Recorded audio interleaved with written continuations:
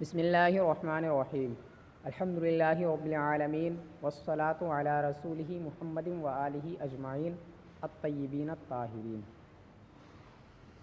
اما بعد۔ کتاب الطہارت۔ کتاب الطہارت یا تو یہ مبتدأ محذوف کی خبر ہے جو کہ ھذا ہے، یا خبر محذوف کا مبتدا ہے وہ بھی ھذا، یعنی اصل عبارت یا تو ھذا کتاب الطہارتی ہے یا کتاب الطہارتی ھذا، یا پھر کسی فعل محذوف کا مفعول بہ ہے، جیسے خذ کتاب الطہارتی یا اقرأ کتاب الطہارتی، یا اس کے علاوہ اور کوئی فعل جو اس کے مناسب ہو اس کو بھی آپ مقدر یہاں نکال سکتے ہیں۔ تو اس کی ترکیبی حیثیت ان تین طریقوں سے بیان کی جاتی ہے۔ ایسی عبارت جہاں پر بھی کتب فقہ میں ہو وہاں پر اس کی ترکیب کے یہی تین طریقے بیان کیے جاتے ہیں۔ تو ترکیبی حیثیت اس کی تین طرح سے بیان کی جاتی ہے، یا تو یہ مبتدأ محذوف کی خبر ہے، یا پھر خبر محذوف کا مبتدا ہے، یا پھر کسی فعل محذوف کا مفعول بہ ہے۔ کتاب کہتے ہیں جمع کرنے کو، اکٹھا کرنے کو لغت میں، اور اصطلاحی معنی اس کا یہ ہوتا ہے کہ مسائل کا ایسا مجموعہ جو مستقلاً معتبر ہو اور اس سے عام ہو کہ اس کے اندر قسمیں ہو یا نہ ہو، یعنی چند قسموں کو وہ شامل ہو یا نہ شامل ہو، اس سے عام ہے۔ مستقلاً معتبر ہونے کا مطلب یہ ہے کہ اس کے اندر جو کچھ بیان کیا جائے اس کا سمجھنا اس سے ماقبل پر یا اس کے مابعد پر موقوف نہ ہو، یعنی کتاب الطہارت کے اندر، مثال کے طور پہ کتاب الطہارت کے اندر جو کچھ بھی بیان ہوگا اس کا سمجھنا نہ تو کتاب الطہارت سے پہلے جو کچھ کتاب میں ہو اس پر موقوف ہو، اور نہ ہی کتاب الطہارت کے بعد جو کتابیں جیسے کتاب الصلاۃ ہے اس پر بھی اس کا سمجھنا موقوف نہ ہو۔ تو مستقلاً معتبر ہونے کا مطلب یہ ہے۔ اور طہارت فتح کے ساتھ ہے، تاکہ فتح کے ساتھ، اس کا معنی ہے نظافت، صفائی یا پاکی، لغوی معنی۔ اور اصطلاح میں کہتے ہیں طہارت حدث کو زائل کرنے کا نام طہارت ہے، کسی بھی حدث کو زائل کر دینے کا نام ہی طہارت ہے، یا طہارت ایسی صفت ہے جو حدث کو زائل کرنے سے حاصل ہوتی ہے۔ تو یہ اصطلاحی تعریف ہے طہارت کی۔ اب کتاب الطہارت کو مصنف علیہ الرحمٰن نے سب سے پہلے ذکر کیوں کیا، سب پر اس کو مقدم کیوں کیا؟ اس کی وجہ یہ ہے کہ کتاب الطہارت کے اندر جو کچھ یہ جو کتاب ہے وہ علم فقہ میں ہے، اور فقہ میں جو کچھ ذکر کیا جاتا ہے اس کی دو قسمیں ہوتی ہیں۔ ایک تو مسائل ایسے ہوتے ہیں جن کا تعلق حقوق العباد سے ہوتا ہے، جنہیں معاملات کہتے ہیں، اور ایک مسائل ایسے ہوتے ہیں، کچھ مسائل ایسے ہوتے ہیں جن کا تعلق حقوق اللہ سے ہوتا ہے، جنہیں عبادات کہتے ہیں۔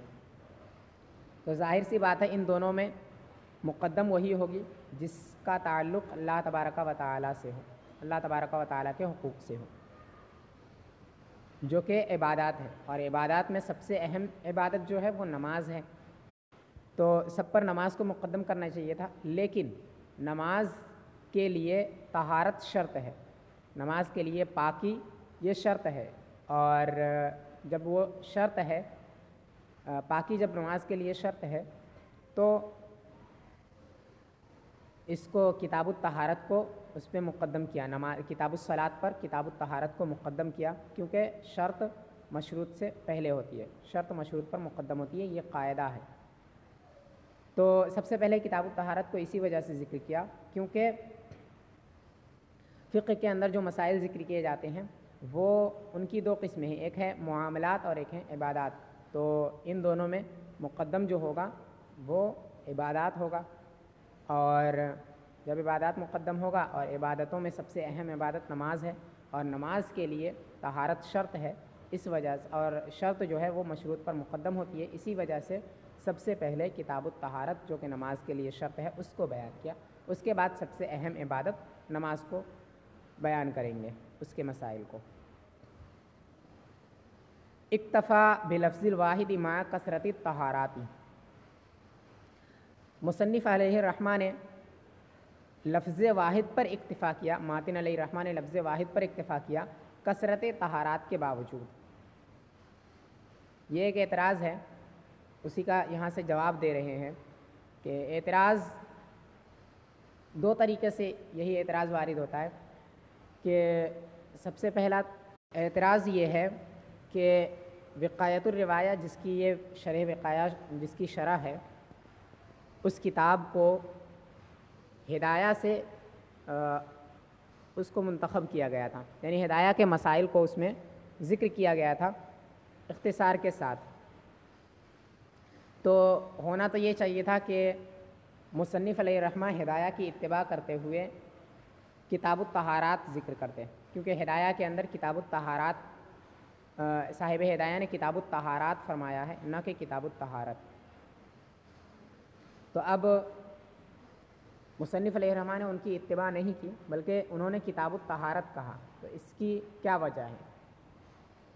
اس طریقے سے یہ اعتراض وارد ہوتا ہے، اور یہی اعتراض دوسرے طریقے سے بھی وارد ہوتا ہے جس کو صاحب شرح وقایہ نے ذکر کیا ہے کہ کثرت طہارات کے باوجود لفظ واحد سے اس کو ذکر کیا ہے، یعنی طہارتیں بہت ساری ہیں، جیسے بدن کی طہارت ہے، کپڑے کی طہارت ہے، تو اور اس کی بہت ساری قسمیں ہیں، طریقے ہیں، اس کے باوجود انہوں نے لفظ طہارت واحد استعمال کیا، تو اس کی وجہ کیا ہے اسی کو ذکر کر رہے ہیں، ایسا مصنف علیہ الرحمہ نے کیوں کیا؟ تو اس کا جواب دے رہے ہیں کہ مصنف علیہ الرحمہ نے لفظ واحد پر اکتفا کیا کثرت طہارات کے باوجود، لأن الأصل أن المصدر لا يثنى ولا يجمع لكونها اسم جنس يشمل جميع انواعها وافرادها فلا حاجة الى لفظ الجمع۔ لفظ واحد پر اکتفا کیا کثرت طہارات کے باوجود اس لیے کہ قاعدہ ہے کہ مصدر نہ ہی تثنیہ ہوتی ہے، مصدر کا نہ تو تثنیہ آتا ہے اور نہ ہی اس کی جمع آتی ہے، اس کے اسم جنس ہونے کی وجہ سے جو اپنے تمام انواع کو شامل ہوتا ہے اور اپنے تمام افراد کو شامل ہوتا ہے، اسم جنس اپنے تمام افراد اور انواع کو شامل ہوتا ہے، تو لفظ جمع کی کوئی ضرورت نہیں تھی۔ یعنی مصنف علیہ الرحمہ نے لفظ طہارت واحد ذکر کیا، اس کی وجہ یہ ہے کہ یہ طہارت جو لفظ ہے یہ مصدر ہے، اور یہ قاعدہ ہے کہ مصدر کا نہ ہی تثنیہ آتا ہے اور نہ ہی اس کی جمع آتی ہے، مصدر نہ تو تثنیہ ہوتا ہے اور نہ ہی جمع، نہ اس کی جمع آتی ہے اور نہ ہی اس کا تثنیہ آتا ہے، کیونکہ مصدر اسم جنس ہوتا ہے، اور اسم جنس اپنے تمام افراد اور انواع کو شامل ہوتا ہے، اس کی جمع نہیں آتی ہے، تثنیہ اور جمع نہیں آتی ہے۔ تو جب کتاب الطہارت یہ مصدر ہے اور مصدر کی نہ ہی تثنیہ اور نہ ہی جمع آتی ہے، اور وہ مصدر اسم جنس ہوتا ہے جو بغیر جمع کے ہی، بغیر تثنیہ اور جمع کے ہی اپنے تمام انواع و افراد کو شامل ہوتا ہے، تو کتاب الطہارت کہنے کے باوجود بھی طہارت کی جتنی قسمیں ہیں، جتنے بھی اس کے افراد ہیں، ان سب کو یہ شامل ہوگا۔ تو ابھی یہ اعتراض اب دفع ہو گیا کہ کتاب الطہارات اس کو ذکر کرنے کی کوئی ضرورت نہیں ہے، کیونکہ کتاب الطہارت سے ہی طہارت کی تمام قسموں کو یہی شامل ہے، لفظ طہارت ہی تمام قسموں کو اور تمام انواع کو شامل ہے، لفظ جمع کی یعنی طہارت کی جمع لانے کی کوئی ضرورت نہیں ہے۔ قال اللہ تعالی یا ایھا الذین آمنوا اذا قمتم الی الصلاۃ فاغسلوا وجوہکم الآیہ، پوری آیت ہے، فاغسلوا وجوہکم وایدیکم الی المرافق وامسحوا برؤوسکم وارجلکم الی الکعبین، یعنی اے ایمان والو جب تم نماز کے لیے کھڑے ہو تو اپنے چہروں کو دھلو، اپنے ہاتھوں کو کوہنیوں تک دھلو، اور اپنے سروں کا مسح کرو، اپنے پیروں کو टखनों तक धुलो। इज़ा कुमतुम इलस्सलाति, यानी जब तुम इरादा करो नमाज़ पढ़ने का या नमाज़ पढ़ने के लिए खड़े होने का जब तुम इरादा करो, और इससे और उस वक्त जबकि तुम हालत हद्स में हो। तो जब तुम हालत हद्स में हो और नमाज़ पढ़ने का इरादा करो तो उससे पहले तुम वज़ू करो। ये मफ़हूम है आयत करीमा का। इफ्ततहल किताब बिहादिहिल आयति तयम्मुनन वलिअन्न दलीला अस्लुन वल हुक्म फ़रउहु वल अस्लु मुक़द्दमुन बिर्रुतबति अलल फ़रइ। ये भी एक सवाल का जवाब है। फरमाते हैं इस आयत के ज़रिए से मुसन्निफ़ अलैहिर्रहमान ने अपनी किताब को शुरू किया बरकत हासिल करने के लिए, और इसलिए कि दलील असल है और हुक्म दलील की फ़रा है, और असल रुतबे में फ़रा पर मुक़द्दम होती है। एतराज़ यहाँ ये हो रहा है कि मुसन्निफ़ अलैहिर्रहमान ने किताबुत तहारत ज़िक्र करके तहारत के मसाइल बयान करने का इरादा किया, तो चाहिए था उन्हें कि इस आयत को न ज़िक्र करके तहारत के मसाइल को ज़िक्र करते। तो इस आयत को ज़िक्र करने की क्या ज़रूरत? जब किताबुत तहारत बयान करके तहारत के मसाइल को बयान करने का इरादा किया है तो उन्हें तहारत के मसाइल ज़िक्र करना चाहिए था, न कि ये आयत। और ये भी कि मुसन्निफ़ अलैहिर्रहमान ने आगे जो बयान किया है कि फ़र्ज़ुत तहारत गस्लुल आज़ाई सलासती वग़ैरह, जो भी तहारत के फ़राइज़ हैं, वज़ू के जो फ़राइज़ हैं उनको जो आगे ज़िक्र किया है, तो वो एक दावा है, ठीक है, कि वज़ू के अंदर 4 फ़राइज़ हैं, ये एक दावा है। और ये आयत करीमा जो है वो दलील है, क्योंकि जब इन्होंने फरमाया वज़ू के अंदर 4 फ़र्ज़ हैं, तो इसकी वजह क्या है? क्योंकि अल्लाह तबारक व तआला ने आयत करीमा में फ़रमाया है कि अपने चेहरों को धुलो और हाथों को धुलो, सरों को धुलो, सरों का मसाह करो और पैरों को धुलो। तो आयत करीमा में अल्लाह तबारक व तआला ने ऐसा ही फरमाया है, इसी वजह से वज़ू के 4 फ़राइज़ है। तो ये आयत करीमा जो है वो दलील है, और आगे आने वाली मुसन्निफ़ अलैहिर्रहमान की इबारत ये दावा है, और पहले दावा किया जाता है न कि पहले दलील दी जाती है। जब कोई पहले दावा करता है किसी चीज़ का, उसके बाद उससे दलील तलब की जाती है तो वो दलील देता है। तो मुसन्निफ़ अलैहिर्रहमान ने ऐसा क्यों किया कि पहले दलील को ज़िक्र किया जो कि ये आयत करीमा है, और फिर उसके बाद अपने दावे को ज़िक्र किया? तो ऐसा क्यों किया? उसके 2 जवाबात साहिब शरह वक़ाया दे रहे हैं कि पहला जवाब तो यह है कि बरकत हासिल करने के लिए, यानी आयत करीमा को ज़िक्र किया ताकि बरकत हासिल करें, उसके बाद फिर बरकत हासिल करने की नीयत से आयत करीमा को ज़िक्र किया। अब उसके बाद वो इसके मसाइल को ज़िक्र करेंगे। और दूसरा जवाब ये है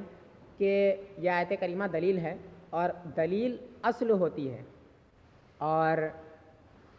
जो हुक्म होता है उस दलील से जो हुक्म साबित होता है वो उसकी फ़रा होती है,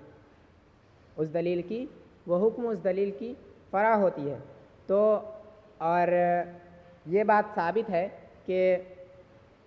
असल जो है वो फ़रा पर मुक़द्दम होती है रुतबे में, असल का मर्तबा फ़रा से बढ़कर होता है। इसी वजह से उसका लिहाज करते हुए बुलंद मर्तबे के एतबार से इस आयत करीमा को ज़िक्र किया। मर्तबे के बुलंद होने की वजह से पहले इस आयत करीमा को ज़िक्र किया जो कि दलील की हैसियत रखती है और असल की हैसियत रखती है। उसके बाद उस आयत करीमा से, इस आयत करीमा से जो हुक्म साबित हो रहा है उसको आगे बयान किया, क्योंकि वो फ़रा की हैसियत रखती है जो कि असल से रुतबे में कम होता है। तो ये जवाब है इसका कि मुसन्निफ़ अलैहिर्रहमान ने इस आयत करीमा को पहले ज़िक्र क्यों किया। सुम्मा लम्मा कानतिल आयतु दाल्लतन अला फ़राइज़िल वुज़ूइ अदख़ला ताक़ीब फ़ी क़ौलिही। आगे जो है फ़फ़र्ज़ुल वुज़ूइ ग़स्लुल वजहि मिनश्शारी, उसके अंदर फ़ा जो दाखिल किया है उसके बारे में फरमाते हैं कि جب کریمہ فرائض وضو پر دلالت کر رہی تھی تو مصنف علیہ الرحمہ نے فائے تعقیب کو اپنے قول ففرض الوضو کے اندر داخل کر دیا۔ تعقیب کا مطلب یہ ہوتا ہے کہ وہ اس بات پر دلالت کرتا ہے کہ ما قبل ما بعد جو ہے وہ ما قبل پر مرتب ہے۔ تو چونکہ فرائض وضو کا علم اس آیت کریمہ سے ہی ہو رہا ہے، یعنی اس آیت کریمہ سے ہی فرائض وضو کا حکم جو ہے وہ ثابت ہو رہا ہے، تو اسی وجہ سے مصنف علیہ الرحمہ نے فائے تعقیب ففرض الوضوئی میں فرض الوضوئی پر فائے تعقیب داخل کر دیا تاکہ یہ فا اس بات پر دلالت کر جائے کہ یہ جو آگے بیان کیا جا رہا ہے وہ اس آیت کریمہ کی وجہ سے ہی ہے اور اس آیت کریمہ پر ہی وہ مرتب ہے۔ ٹھیک ہے، تو اسی وجہ سے مصنف علیہ الرحمہ نے فائے تعقیب کو اپنے قول فرض الوضوئی غسل الوجہ من الشعر پر داخل فرمایا ہے تاکہ اس بات پر دلالت ہو جائے کہ یہ مرتب ہے اس آیت کریمہ۔ ففرض الوضوء غسل الوجه من الشعر الى الاذن واسفل الذقن واليدين والرجلين مع المرفقين واسفل الذقن ہے، اس کا عطف ہے وجہ پر۔ تو وضو کا فرض چہرے کو دھلنا ہے، بال سے لے کر بال سے دونوں کانوں تک اور تھوڑی کے نیچے تک، اور دونوں ہاتھوں اور دونوں پیروں کو کوہنیوں اور ٹخنوں کے ساتھ۔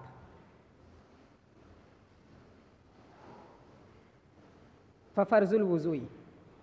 غسل الوجہ من الشعر، اس کی تشریح دیکھیں۔ ای من قصاص شعر الرأس، من الشعر کا مطلب کیا ہے؟ بال سے، یعنی قصاص شعر الرأس، قصاص کسے کہتے ہیں اس کو آگے بیان کرتے ہیں۔ وہو منتہا منبتی شعر الرأس، اور وہ بالوں کے اگنے کی جگہ کے ختم ہونے کی جگہ ہے، یعنی جہاں سر کے بالوں کا اگنا جہاں سے ختم ہو جاتا ہے، پیشانی پر جہاں پر سر کے بالوں کا اگنا ختم ہو جاتا ہے وہ جگہ اس کو کہتے ہیں قصاص۔ یعنی غسل الوجہ من الشعر کا مطلب یہ ہو گیا کہ پیشانی پر جہاں تک سر کے بال اگتے ہیں اس کے بعد سے لے کر کے، ٹھیک ہے، اسی جگہ سے لے کر کے تھوڑی کے نیچے تک یہ ہے، تو قصاص کہتے ہیں اس جگہ کو جہاں پر سر کے بالوں کا اگنا ختم ہوتا ہے پیشانی پر، اس جگہ کو قصاص کہتے ہیں۔ اس عبارت کا مطلب یہ ہے کہ سر کے بال پیشانی پر جہاں تک اگتے ہیں وہاں سے لے کر کے تھوڑی کے نیچے تک اس کو دھلنا فرض ہے۔ الی الاذن، کانوں تک، اذن اور اذن دونوں ہیں زال کے سکون کے ساتھ اور زال کے ضمے کے ساتھ۔ فیکون ما بین العذار والاذن داخلا فی الوجہ کما ہوا مذہب ابی حنیفہ و محمد فیفرض غسلہ وعلیہ اکثر مشائخنا۔ تو کانوں تک یعنی ایک کان سے دوسرے کان تک، دونوں کانوں تک یعنی ایک کان سے لے کر دوسرے کان تک چوڑائی میں چہرے کا دھلنا، یہ بھی فرض ہے۔ تو ما بین العذار والاذن یہ داخل ہوں گے ما بین العذار والاذن داخل ہوگا وجہ میں، وجہ کے تحت یا وجہ میں۔ عذار کسے کہتے ہیں؟ عذار اس جگہ کو کہتے ہیں جس جگہ پر جو جگہ چہرے پر ہے اور وہاں پر بال اگتے ہیں، وہ بال جو سر سے آ کر داڑھی سے مل جاتے ہیں، تو وہ بال جس جگہ پر چہرے کی حد میں جس جگہ پر اگتے ہیں اس جگہ کو عذار کہتے ہیں۔ تو ما بین العذار والاذن یہ چہرے کے تحت داخل ہوگا، کیونکہ کہا ہے ایک کان سے لے کر دوسرے کان تک، تو ایک کان سے لے کر دوسرے کان تک جتنا بھی حصہ ہے، ٹھیک ہے، جہاں تک کان ہے اس کے بعد سے لے کر دوسرے کان سے بالکل ٹھیک پہلے تک جو بھی حصہ ہے اس کا دھلنا یہ فرض ہے، یہ پورا چہرے کے اندر داخل ہوگا۔ जब ये पूरा चेहरे के अंदर दाखिल होगा तो माबैनल इज़ार वल उज़ुन, ये कौन सी जगह, ये वो जगह है जो कान के बिल्कुल बाद से है और उन बालों वाली जगहों से पहले तक है। यानी जो बाल सर से आकर के दाढ़ी से लगते हैं उसके बाद और कान से पहले ये जो बीच में हिस्सा होता है इसको कहते हैं माबैनल इज़ार वल उज़ुन। तो ये भी चेहरे के तहत दाखिल होगा, क्योंकि इसको भी ये जब ये कहा गया है कि एक कान से लेकर दूसरे कान तक ये पूरा, इस पूरे को धुलना वाजिब है, तो ये भी पूरे चेहरे में दाखिल है। अब ये चेहरे में दाखिल है तो इसका धुलना भी वाजिब है। और इलल उज़ुन, यहाँ कानों का धुलना ये वाजिब नहीं होगा, क्योंकि कान जो है वो चेहरे के अंदर नहीं है बल्कि ये सर के अंदर आते हैं। और उसके बाद कानों के बाद बीच में जो भी हिस्सा है उन सब पर वजह का इतलाक़ होता है, तो उन सब का धुलना ये वाजिब होगा, वो माबैनल इज़ार वल उज़ुन हो या उसके बाद के हिस्से हों, वो सब दाखिल है चेहरे के अंदर। कमा हुआ मज़हबु अबी हनीफ़ता व मुहम्मदिन, जैसा कि इमाम आज़म अलैहिर्रहमा और इमाम मुहम्मद अलैहिर्रहमा का मज़हब है, तो उसका धुलना भी फ़र्ज़ होगा। व अलैहि अक्सर मशाइख़ना, और इसी पर हमारे अक्सर मशाइख़ है, यानी अक्सर उलमाए अहनाफ़ का कौल यही है और अक्सर उलमाए अहनाफ़ का मज़हब यही है कि माबैनल इज़ार वल उज़ुन जो है ये चेहरे में दाखिल है, इसका धुलना वाजिब है। व ज़करा शम्सुल अइम्मति अल हलवाई यकफ़ीहि अन यबुल्ला माबैनल इज़ारि वल उज़ुन वला यजिबु इसालतुल माई अलैहि। शम्सुल अइम्मा हलवाई ने ज़िक्र किया है कि उसको तर्क कर लेना काफ़ी होगा माबैनल इज़ार वल उज़ुन को, यानी वज़ू करने वाले के लिए काफ़ी है कि वो माबैनल इज़ार वल उज़ुन को तर्क कर ले, उस जगह को जो इज़ार और कानों के बीच में है उस जगह को तर्क कर लेना काफ़ी होगा वज़ू करने वाले के लिए, उस पर पानी का बहाना वाजिब नहीं है। वला यजिबु इसालतुल माई अलैहि, उस पर पानी का बहाना वाजिब नहीं है। बिनाअन अला मारूवी या नबी यूसुफ, उसी पर बिना करते हुए जो हज़रत इमाम अबू यूसुफ अलैहिर्रहमा से मरवी है कि अन्नल मुसल्ली इज़ा बल्ला वजहहु व अज़ा वज़ूइहि बिलमाई वलम यसिलिल माउ अनिल अज़वी जाज़ा। जो हज़रत इमाम अबू यूसुफ अलैहिर्रहमा से मरवी है कि नमाजी ने जब अपने चेहरे को तर कर लिया और अपने अज़ाए वज़ू को पानी से तर कर लिया और अज़ू पर पानी को न बहाया तो वो दुरुस्त है, ऐसा करना उसका जायज़ है, वज़ू हो जाएगा। लाकिन क़ील तावीलहु अन्नहु साला मिनल अज़वी क़तरतन औ क़तरतानी, लेकिन उसकी तावील में ये कहा गया है कि अज़्व से एक या दो क़तरे बह जाए अगरचे पै दर पै ना हो, वलम यतदारक, और पै दर पै ना हो। ये इस सिलसिले में कि माबैनल इज़ार वल उज़ुन इनको धुलना वाजिब है या तर करना वाजिब है, या ये चेहरे में दाखिल हैं या नहीं हैं, इस सिलसिले में असल में तीन कौल हैं। एक कौल हज़रत इमाम आज़म अलैहिर्रहमा और हज़रत इमाम मुहम्मद अलैहिर्रहमा, इन दोनों का है, जिस पर अक्सर मशाइख़ हैं, उलमाए हनाफ अक्सर इसी पर हैं, जो ये है कि माबैनल इज़ार वल उज़ुन ये भी चेहरे के अंदर दाखिल है और पूरे चेहरे पर पानी बहाना वाजिब है, पूरे चेहरे को धुलना और उस पर पानी का बहाना ये वाजिब है। ये है हज़रत इमाम आज़म और हज़रत इमाम मुहम्मद अलैहिर्रहमा का कौल। उसके बाद शम्सुल अइम्मा हलवाई, इनका कौल ये है कि माबैनल इज़ार वल उज़ुन जो है उसको धुलना वाजिब नहीं है, उस पर पानी बहाना वाजिब नहीं है, उसको सिर्फ तर कर लेना ये काफ़ी है। इन्होंने ऐसा क्यों कहा? क्योंकि हज़रत इमाम आज़म अलैहिर्रहमा के नज़दीक वो माबैनल इज़ार वल उज़ुन चेहरे में दाखिल है, इसको तो ये मानते हैं कि माबैनल इज़ार वल उज़ुन ये चेहरे में दाखिल है, ठीक है। उसके बाद फिर हज़रत इमाम अबू यूसुफ अलैहिर्रहमा के नज़दीक चेहरे को, पूरे चेहरे को, वो माबैनल इज़ार वल उज़ुन हो या उसके अलावा कोई भी चेहरे का कोई भी जुज़ हो, पूरे चेहरे को धुलना वाजिब नहीं है, बल्कि उसको सिर्फ पानी से तर कर लेना काफ़ी है, उसको धुलना वाजिब नहीं है। तो इसी पर बिना करते हुए इन्होंने कहा कि माबैनल इज़ार वल उज़ुन को सिर्फ तर कर लेना काफ़ी है। ये दूसरा कौल शम्सुल अइम्मा हलवाई का है। تیسرا قول امام ابو یوسف علیہ رحمہ کا ہے، اور وہ یہ ہے کہ مابین الازار والاذن جو ہے وہ چہرے میں داخل ہی نہیں ہے، اور چہرے کا جو باقی حصہ ہے اس پر صرف اس کو تر کرنا کافی ہے، اس پر پانی کا بہانا واجب نہیں ہے۔ تو حضرت امام ابو یوسف علیہ الرحمہ کے قول کو مد نظر رکھتے ہوئے شمس الائمہ حلوائی نے یہ کہا کہ مابین الازار والاذن کو تر کر لینا کافی ہے، اس پر پانی کا بہانا واجب نہیں ہے۔ لیکن قیلہ سے ایک قول جو ذکر کیا ہے کہ اس کی تعویل، یعنی حضرت امام ابو یوسف علیہ الرحمہ کے قول کی تعویل، کہ جو انہوں نے فرمایا کہ جب نمازی نے اپنے چہرے کو تر کر لیا اور اعضائے وضو کو پانی سے تر کر لیا، پانی کو اس پر نہیں بہایا تو بھی اس کا وضو درست ہے، تو اس کی تعویل یہ بیان کی جاتی ہے کہ اس سے ایک قطرہ یا دو قطرہ تمام اعضاء پر ایک قطرہ یا دو قطرہ بہہ گیا ہو، اگرچہ پے در پے نہ ہو، یعنی لگاتار پانی نہ بہے، لیکن ایک قطرہ یا دو قطرہ ہر عضو سے بہہ جائے، تو یہ حضرت امام ابو یوسف علیہ الرحمہ کے کہنے کا مطلب ہے۔ ٹھیک ہے، ان کے کہنے کا مطلب یہ ہے، حضرت امام ابو یوسف علیہ الرحمہ کے کہنے کا مطلب یہ ہے کہ عضو سے ایک قطرہ یا دو قطرہ بہہ جائے، اگرچہ پے در پے نہ بہے۔ یہ قیلہ سے ایک قول ذکر کیا ہے حضرت امام ابو یوسف علیہ الرحمہ کی تعویل میں، جس سے اگر یہ قول درست ہو تو حضرت شمس الائمہ حلوائی پر اعتراض وارد ہو جائے گا کہ ان کے کہنے کا تو مطلب یہ ہے کہ ایک یا دو قطرہ بہہ جائے، اور آپ نے یہ کہا کہ اس کو تر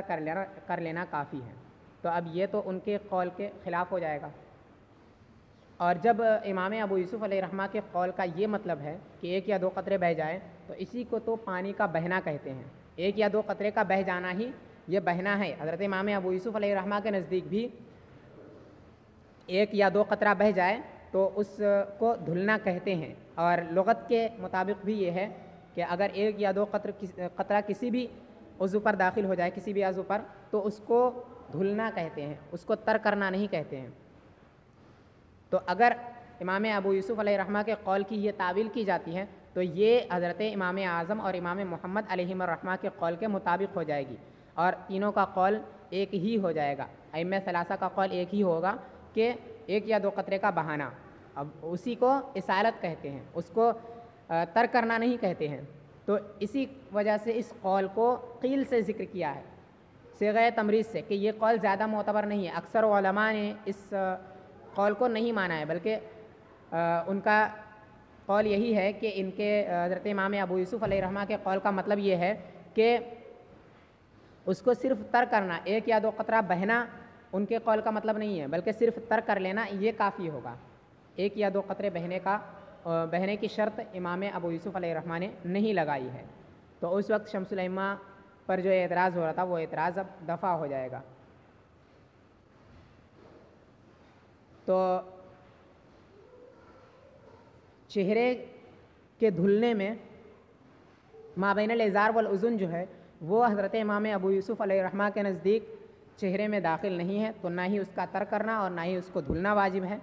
اور باقی حصہ چہرے کا جو ہے اس کو صرف تر کر لینا کافی ہے حضرت امام ابو یوسف علیہ الرحمہ کے نزدیک، اور شمس الائمہ حلوائی کے نزدیک مابین الازار والاذن کو تر کر لینا کافی ہے، اور چہرے کا باقی حصہ جو ہے اس کو دھلنا واجب ہے۔ اور حضرت امام اعظم علیہ الرحمہ اور امام محمد علیہ الرحمہ کے نزدیک مابین الازار والاذن اور پورے چہرے کو، مابین الازار والاذن یہ چہرے میں داخل ہے اور پورے چہرے کو دھلنا واجب ہے، اس پر پانی کا بہانا واجب ہے۔ اور حضرت امام ابو یوسف علیہ الرحمہ کے قول کو اکثر ائمہ نے نہیں لیا ہے، کیونکہ یہ لغت کے خلاف ہے کہ جب اللہ تبارک و تعالیٰ نے ذکر کیا ہے فغسلوا وجوہکم، تو اپنے چہروں کو دھلو، اور دھلنے کا مطلب تر کرنا نہیں ہوتا ہے بلکہ اس پر پانی کا بہانا ہوتا ہے عضو پر۔ اسی وجہ سے اکثر ائمہ نے حضرت امام ابو یوسف علیہ الرحمہ کے قول کو نہیں لیا ہے۔ واسفل الذقن، یعنی تھوڑی کے نیچے تک، بالوں کے اگنے کی جگہ سے لے کر کے تھوڑی کے نیچے تک یہ دھلنا، پورے چہرے کو دھلنا یہ واجب ہے۔ فتم حدود الوجہ من الاطراف الاربعۃ، تو چہرے کی حدیں چاروں جانب سے مکمل ہو گئی، یعنی اوپر نیچے دائیں بائیں چاروں جانب سے چہرے کی حد جو ہے وہ مکمل ہو گئی ہے کہ ایک کان سے لے کر کے دوسرے کان تک چوڑائی میں جو بھی حصہ آتا ہے اس کو دھلنا واجب ہے، اور پیشانی پر بال اگنے کی جگہ سے لے کر کے تھوڑی کے نیچے تک جو بھی حصہ آتا ہے وہ سب داخل ہے چہرے کے اندر۔ تو جو کچھ جس پر مواجہت کا اطلاق ہوتا ہے وہ اس پورے حصے کو کہتے ہیں، وجہ اسی پورے حصے کو کہتے ہیں جو کچھ بھی پیشانی پر بال اگنے کی جگہ سے لے کر کے تھوڑی کے نیچے تک آتا ہے اور ایک کان سے دوسرے کان کے درمیان میں۔